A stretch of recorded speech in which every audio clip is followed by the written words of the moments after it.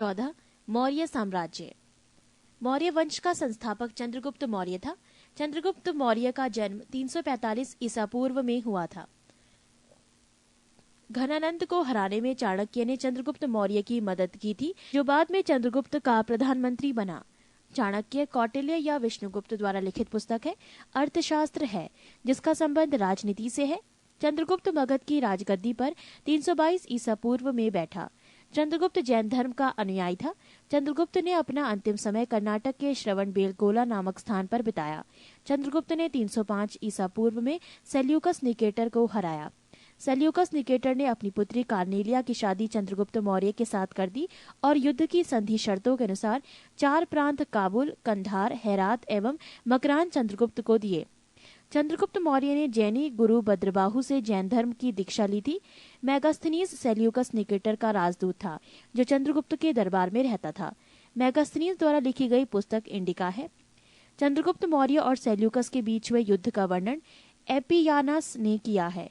Plutarch के अनुसार चंद्रगुप्त ने सेल्यूकस को 500 हाथी उपहार में दिए थे। चंद्रगुप्त मौर्य की मृत्यु 298 ईसा पूर्व में श्रवणबेलगोला में उपवास द्वारा हुई। बिंदुसार। चंद्रगुप्त मौर्य का उत्तराधिकारी बिंदुसार हुआ, जो 298 ईसा पूर्व में मगध की राजगद्दी पर बैठा। अमित्रघात के नाम से बिंदुसार जाना जाता है। अमित्रघात का अर्थ है शत्रु विनाशक। बिंदुसार आजीवक संप्रदाय का अनुयायी था। वायु पुराण में बिंदुसार को भद्रसार या वारिसार कहा गया है। स्ट्रेबो के अनुसार सीरियन नरेश एंटियोकस ने बिंदुसार के दरबार में डाइमेकस नामक राजदूत भेजा। इसे ही मेगास्थनीज का उत्तराधिकारी माना जाता है। जैन ग्रंथों में बिंदुसार को सिंहासन कहा गया है। बिंदुसार के शासनकाल में तक्षशिला में हुए 2 विद्रोहों का वर्णन है। इस विद्रोह को दबाने के लिए बिंदुसार ने पहले सुसीम को और बाद में अशोक को भेजा। एथीनियस के अनुसार बिंदुसार ने सीरिया के शासक एंटियोकोस ने बिंदुसार के दरबार में डाइमेकस नामक राजदूत भेजा। इसे ही मेगास्थनीज का उत्तराधिकारी माना जाता है। जैन ग्रंथों के बिंदुसार को सिंहसेन कहा गया है। बिंदुसार के शासनकाल में तक्षशिला में हुए 2 विद्रोहों का वर्णन है। इस विद्रोह को दबाने के लिए बिंदुसार ने पहले सुसीम को और बाद में अशोक को भेजा।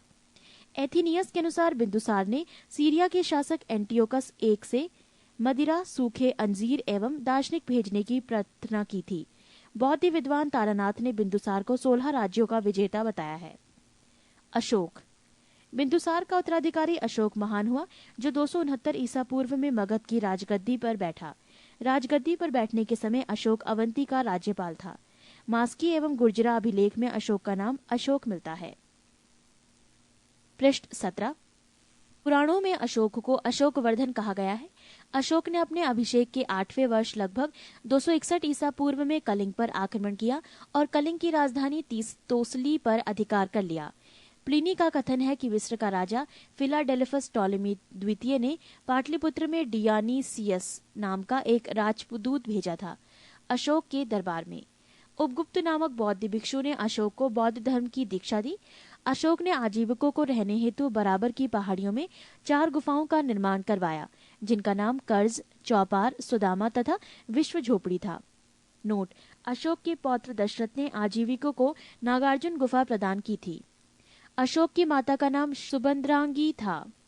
अशोक ने बौद्ध धर्म के प्रचार के लिए अपने पुत्र महेंद्र एवं पुत्री संघमित्रा को श्रीलंका भेजा। भारत में शिलालेख का प्रचलन सर्वप्रथम अशोक ने किया। अशोक के शिलालेखों में ब्राह्मी, खरोष्टी, ग्रीक एवं अरमाइक लिपि का प्रयोग हुआ है। ग्रीक एवं अरमाइक लिपि का अभिलेख अफगानिस्तान से, खरोष्टी लिपि का अभिलेख उत्तर पश्चिम पाकिस्तान से और शेष भारत से ब्राह्मी लिपि के अभिलेख मिले हैं। अशोक के अभिलेखों को 3 भागों में बांटा जा सकता है: 1 शिलालेख, 2 स्तंभलेख तथा 3 गुहालेख। अशोक के शिलालेख की खोज 1750 ईस्वी में पाद्रेटी फैनथेलर ने की थी। इनकी संख्या 14 है। अशोक के अभिलेख पढ़ने में सबसे पहली सफलता 1837 ईस्वी में जेम्स प्रिसेप को हुई। अशोक के प्रमुख शिलालेख एवं उनमें वर्णित विषय: पहला शिलालेख, इसमें पशु बलि की निंदा की गई है। दूसरा शिलालेख, इसमें अशोक ने मनुष्य एवं पशु दोनों की चिकित्सा व्यवस्था का उल्लेख किया है। तीसरा शिलालेख, इसमें राजकीय अधिकारियों को यह आदेश दिया गया है कि वो हर 5वें वर्ष के उपरांत दौरे पर जाएं। इस शिलालेख में कुछ धार्मिक नियमों का भी उल्लेख किया गया है। चौथा शिलालेख, इस अभिलेख में भेरी घोष की जगह धम्म घोष की जगह घोषणा की गई है। 5वां शिलालेख, इस शिलालेख में धर्म महामात्रों की नियुक्ति के विषय में जानकारी मिलती है। 6वां शिलालेख, इसमें आत्म नियंत्रण की शिक्षा दी गई है। 7वां एवं 8वां शिलालेख, इनमें अशोक की तीर्थ यात्राओं का उल्लेख किया गया है। 9वां शिलालेख, इसमें सच्ची भेंट तथा सच्चे शिष्टाचार का उल्लेख किया गया है। 10वां शिलालेख, इसमें अशोक ने आदेश दिया है कि राजा तथा उच्च अधिकारी हमेशा प्रजा के हित में सोचें।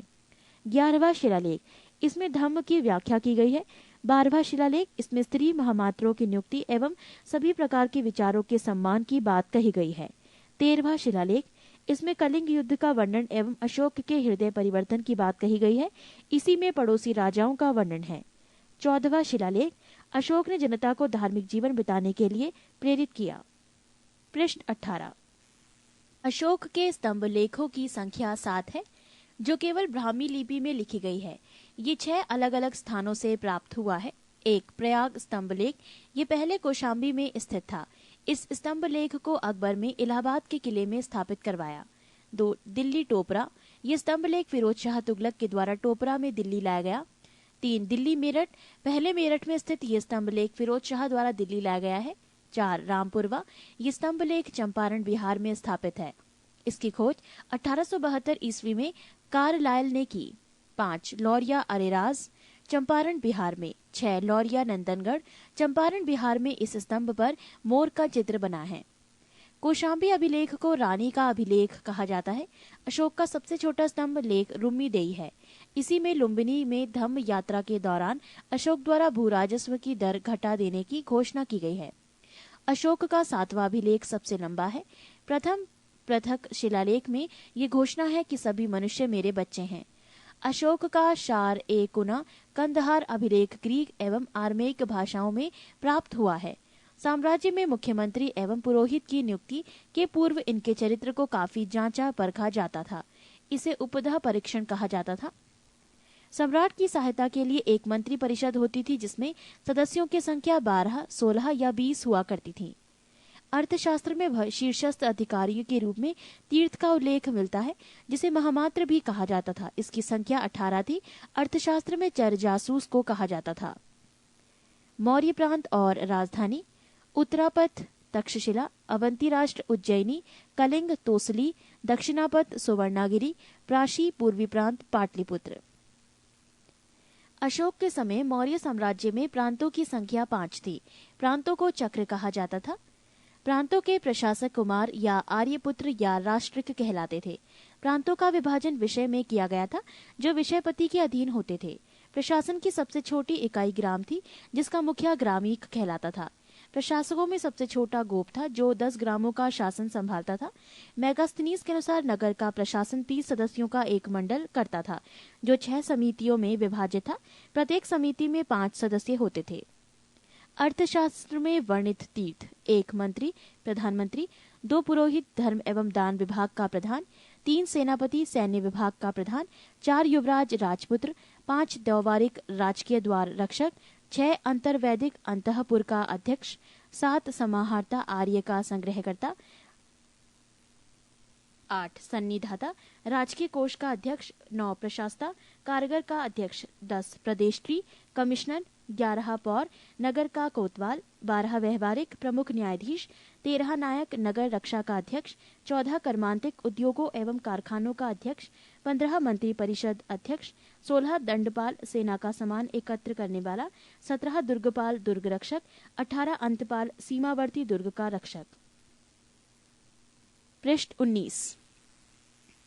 बिक्री कर के रूप में मूल्य का 10वां भाग वसूला जाता था। इसे बचाने वालों को मृत्युदंड दिया जाता था। मेगास्थनीज के अनुसार एग्रीनोमोई मार्ग निर्माण अधिकारी था। जस्टिन के अनुसार चंद्रगुप्त मौर्य की सेना में लगभग 50,000 अश्वारोही सैनिक, 9,000 हाथी एवं 8,000 रथ थे। प्लूटार्क या जस्टिन के अनुसार चंद्रगुप्त ने नंदों की पैदल सेना से 3 गुनी अधिक संख्या में अर्थात 60,000 आदमियों को लेकर संपूर्ण उत्तर भारत को रौंद डाला था।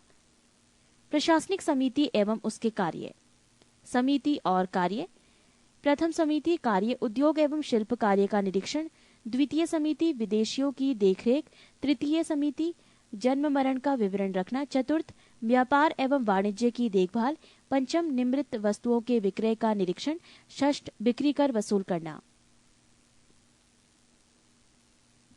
युद्ध क्षेत्र में सेना का नेतृत्व करने वाला अधिकारी नायक कहलाता था।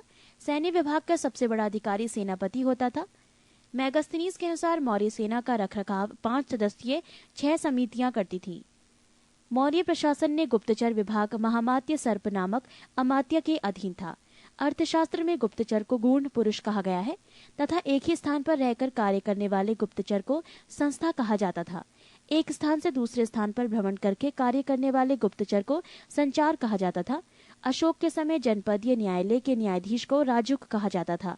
सरकारी भूमि को सीता भूमि कहा जाता था। बिना वर्षा के अच्छी खेती होने वाली को अदैव मात्रक कहा जाता था। मेगास्थनीज ने भारतीय समाज को 7 वर्गों में विभाजित किया है। 1 दार्शनिक, 2 किसान, 3 अहीर, 4 कारीगर, 5 सैनिक, 6 निरीक्षक एवं 7 सभासद। स्वतंत्र वैश्यावृत्ति को अपनाने वाली महिला रूपा जीवा कहलाती थी। नंद वंश के विनाश करने में चंद्रगुप्त मौर्य ने कश्मीर के राजा प्रवर्तक से सहायता प्राप्त की थी। मौर्य शासन 137 वर्षों तक रहा। मौर्य वंश का अंतिम शासक बृहद्रथ था। इसकी हत्या इसके सेनापति पुष्यमित्र शुंग ने 185 ईसा पूर्व में कर दी और मगध पर शुंग वंश की नींव डाली।